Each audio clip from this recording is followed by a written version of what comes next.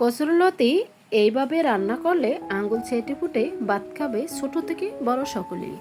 শেষে আমি এমন একটি সহজ জিনিস ব্যবহার করেছি যা কচুরলতির চুলকানি কমানোর পাশাপাশি স্বাদকে করেছে একেবারেই অন্যরকম। অনেকেই এই ছোট্ট টিপসটি জানে না। ভিডিওটি শেষ পর্যন্ত দেখুন, শিখে নিন কচুরলতি পরিষ্কার করার সঠিক উপায়, চুলকানি দূর করার গোপন কৌশল আর গ্রামের স্বাদের অসাধারণ রেসিপি। ভিডিওটি স্কিপ না করে শেষ পর্যন্ত দেখুন, আশা করি অনেক অনেক ভালো লাগবে। হ্যালো এভরিওয়ান, আসসালামু আলাইকুম, welcome back to my channel. সবাই কেমন আছেন? আশা করি যে যেখানে আছেন সবাই অনেক অনেক ভালো আছেন এবং সুস্থ আছেন। কথা না বাড়িয়ে চলে যাচ্ছি মূল ভিডিওতে। আমি এখানে কচুরলতি 1 কেজি নিয়েছি। হালকা উষ্ণ গরম পানির সাথে বেকিং সোডা, লবণ দিয়ে ভিজিয়ে রেখে দিচ্ছি 30 মিনিট। 30 মিনিট পর কচুরলতিগুলো পানি থেকে উঠিয়ে এখন একটি স্টিলের মাজনি দিয়ে পরিষ্কার করে নিচ্ছি। দেখতেই পাচ্ছেন খুব দ্রুতভাবে কচুরলতিগুলো পরিষ্কার করা যাচ্ছে। ঠিক এইভাবে আপনারাও কচুরলতি সেকেন্ডেই পরিষ্কার করে সংরক্ষণ করে রেখে দিতে পারবেন। যখনই হাতে সময় থাকবে তখন এইভাবে কচুরলতি পরিষ্কার করে সংরক্ষণ করে রেখে দিলে আপনার যখন ইচ্ছে হবে তখনই খেতে পারবেন। কচুরলতিগুলো কালোও হবে না আর নষ্টও হবে না। কচুরলতি পরিষ্কার এবং সংরক্ষণ পদ্ধতি আমার চ্যানেলে আরও একটি ভিডিও দেওয়া আছে, চাইলে আপনারা ভিজিট করে আসতে পারেন। সবগুলো কচুরলতি আমি পরিষ্কার করে নিয়েছি আর দেখতেই পাচ্ছেন একদম জকজকে, কোনো প্রকারই কালো আঁশ এবং কিছুই নেই। এখন আমি কাঁচি দিয়ে এক এক করে সবগুলো কচুরলতি কেটে নিব। আর এই কচুরলতি রান্নার শেষে এমন একটি জিনিস মেশাবেন, সেটা দিলে বহুগুণে স্বাদ বেড়ে যাবে এবং গলাও কখনো চুলকাবে না। ছোট বাচ্চারাও এই কচুরলতি দিয়ে অনায়াসে তৃপ্তি করে ভাত খেয়ে নেবে। তাই ভিডিওটি লাইক দিয়ে শেষ পর্যন্ত দেখুন। আর ভিডিওটি ভালো লাগলে একটি শেয়ার করে সবাইকে দেখার সুযোগ করে দেবেন। আর চ্যানেলে নতুন হলে চ্যানেলটি সাবস্ক্রাইব করে বেল অন করে রাখতে পারেন নিত্য নতুন টিপস এবং রেসিপি পাওয়ার জন্য। তো সবগুলো কচুরলতি কেটে একপাশ করে রেখে দিচ্ছি। এখন আমি এখানে পেঁয়াজ কেটে নিয়েছি, তারপর পরিমাণ মতো রসুন এবং আদা কেটে নিয়েছি। তারপর কেটে নিচ্ছি আমি 6 থেকে 7 পিস কাঁচামরিচ, তারপরে 1 টেবিল চামচ কাঁচা জিরা, 7 থেকে 8 পিস এলাচ দিয়ে এখন মশলাটা পেস্ট করে নিব। শিলপাটায় অথবা বাটনাতে যে মশলাটা পেস্ট করে সাথে সাথে রান্না করবেন, সেই তরকারির স্বাদটাই হবে একদম আলাদা। আমরা তো এখন সবাই ব্লেন্ডার জারেই ব্লেন্ড করি তরকারি খেয়ে থাকি, কিন্তু সেটা দিয়েও আমরা সবসময় খাই। কিন্তু যখন রান্না করবেন তখন যদি মশলাটা শিলপাটায় অথবা বাটনাতে করে খেতে পারেন, তাহলে সেই তরকারির স্বাদ কিন্তু বহুগুণেই বেড়ে যায় আর আলাদাই হয়। মশলাটা পুরোপুরিভাবে পেস্ট করে নিয়েছি। একটু সময় ধরে বাটনাতে পেস্ট হবে, কিন্তু একটু সময় লাগবে। তা পেস্ট করা হয়ে গেছে। আর এখানে আমি নিয়েছি 1 কেজি গরুর মাংস। গরুর মাংসগুলো অফ ক্যামেরায় ধুয়ে কেটে পরিষ্কার করে নিয়েছি। চলে আসলাম রান্নার প্রসেসে। প্যান বসিয়ে দিয়ে দিচ্ছি পরিমাণ মতো সরিষার তেল।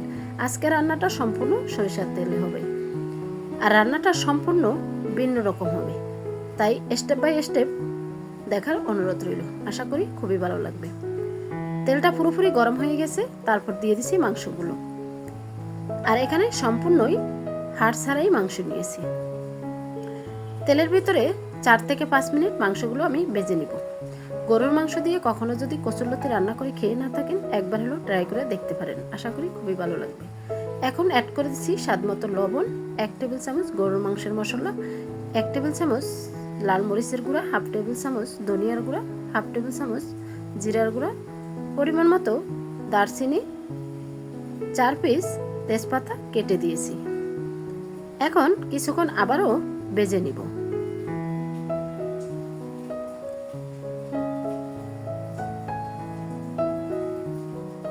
আমরা তো সবসময় কচুরলতি ইলিশ মাছ, চিংড়ি মাছ দিয়ে বা শুটকি দিয়ে খেয়ে থাকি। কখনো কি গরুর মাংস দিয়ে খেয়েছেন? খেয়ে না থাকলে ট্রাই করে দেখতে পারেন, আশা করি আপনাদের কাছে ভালো লাগবে। গরুর মাংস অথবা খাসির মাংস দুইটা দিয়েই খাওয়া যাবে।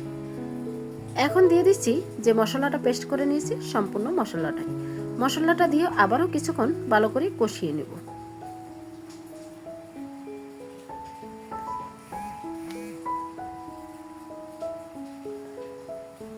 আমরা অনেকে কচুরলতি গলা চুলকানির কারণে খেতে পারি না, কিন্তু স্টেপ বাই স্টেপ কয়েকটা টিপস বলে দিব। এই টিপসগুলো মানলে কখনোই কচুরলতিতে গলা চুলকাবে না, আর ছোট বাচ্চারাও খেয়ে নেবে।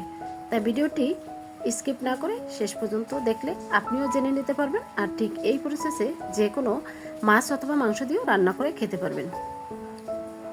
ভালো করে মাংসটা কষিয়ে আমি এখন ঢাকনা দিয়ে ওয়েট করছি কিছুক্ষণ পর আবারও ঢাকনা তুলে ভালো করে কষিয়ে নিচ্ছি।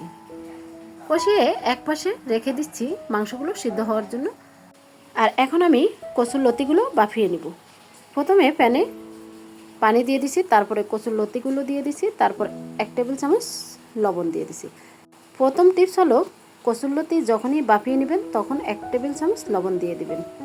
আর যদি হাতের কাছে আম পাতা থাকে তাহলে আম পাতাও দিতে পারেন, তাহলে কখনোই গলা চুলকাবে না। ঢাকনা দিয়ে বেশ কিছুক্ষণ ওয়েট করার পর দেখতে পাচ্ছেন কচুরলতিগুলো বাফিয়ে গেছে। এখানে জাস্ট একটু বাফিয়ে নিলে হবে, সিদ্ধ করার কোনো প্রয়োজন নেই। এখন আমি পানি থেকে কচুরলতিগুলো ছেঁকে নেব।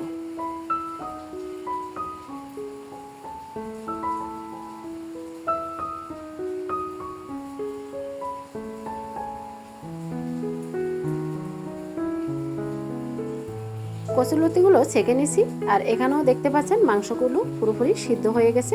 তা এখন কয়েক মিনিট আবারও কষিয়ে নেব চুলার আঁচ বাড়িয়ে, তারপরে কচুরলতিগুলো দিয়ে কষিয়ে নেব। এখন দিয়ে দিছি কচুরলতিগুলো, এখন বেশ কিছুক্ষণ ধরে কষিয়ে নেব। যে কোনো রান্নার স্বাদ বাড়াবে যদি পারফেক্টভাবে কষিয়ে রান্না করতে পারেন। যে কোনো সবজি দেওয়ার সাথে সাথে পানি দিতে যাবেন না, একটু সময় ধরে কষিয়ে নেবেন, তাহলে সেই রান্নাটা হোটেলের থেকেও বেশি মজাদার করবে আপনার হাতের, যা একবার যে কেউ খেলেই আপনার প্রশংসা করতে বাধ্য হবে।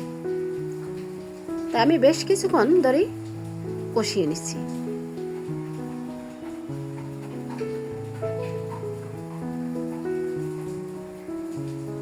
এখন ঢাকনা দিয়ে কিছুক্ষণ ওয়েট করব।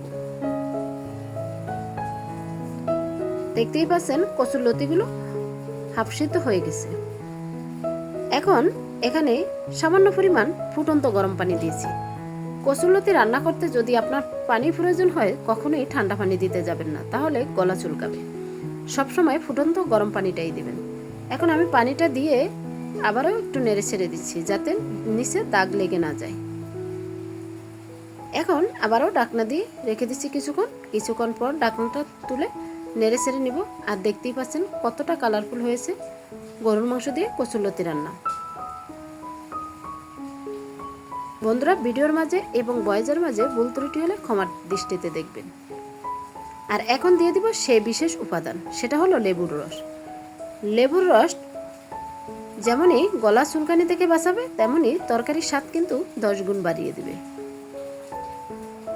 এখন লেবুর রসটা দিয়ে আমি আবারও নেড়ে ছেড়ে নিচ্ছি, তারপরে দিয়ে দিচ্ছি ভাজা জিরার গুঁড়া এবং মৌরির গুঁড়া। এটা দিলে ফ্লেভারটা আরও সুন্দর আসবে, তাই দিয়ে এখন চামচ দিয়ে কিছুক্ষণ নেড়ে ছেড়ে মিক্স করে নিচ্ছি। আর এখানে কচুরলতিগুলো পুরোপুরি সিদ্ধ হয়ে গেছে, কিন্তু ভাঙে নাই। কচুরলতিগুলো যদি বত্তা হয়ে যেত তাহলে খেতে ভালো লাগতো না, তাই আমি পুরোপুরি সিদ্ধ করছি, কিন্তু বেশি নাড়াচাড়া না করার কারণে একদম গোটাই রয়ে গেছে। আপনারা দেখেই বুঝতে পারছেন।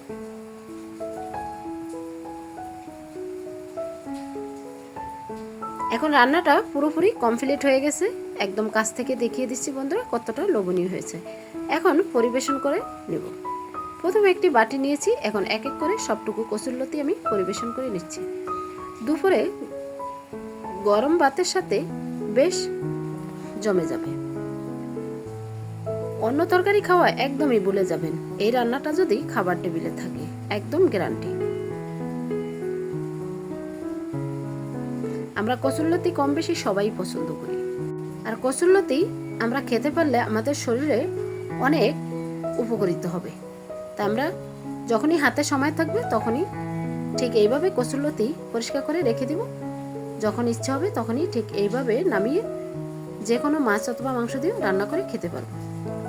আশা করি আজকের রেসিপি আপনাদের কাছে খুবই ভালো লেগেছে, তাই আজকের মতো এখানেই বিদায় নিচ্ছি। আবারও দেখা হবে নেক্সট কোনো রেসিপির সাথে। ততক্ষণে আপনারা সবাই ভালো থাকবেন, সুস্থ থাকবেন, নিজের খেয়াল রাখবেন, পরিবারের খেয়াল রাখবেন। আসসালামু আলাইকুম, আল্লাহ হাফিজ।